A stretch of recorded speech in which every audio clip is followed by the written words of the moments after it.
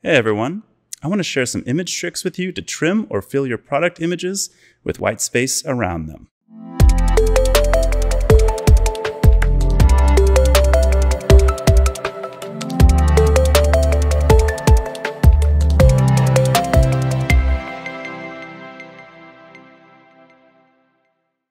When you look at a gallery of images, you expect them to look neat.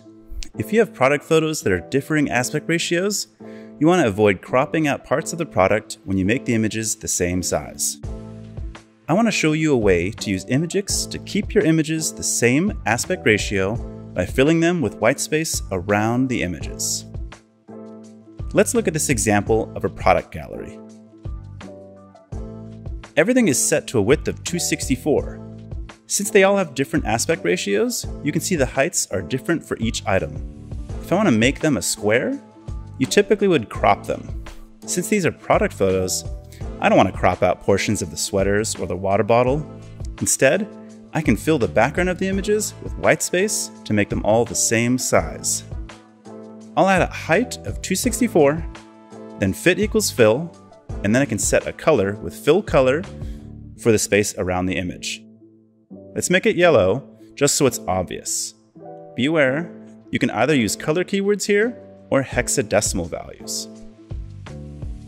Now, you can see that each of the product cards are all the exact same size. This did it by filling space around the image with yellow, not any cropping.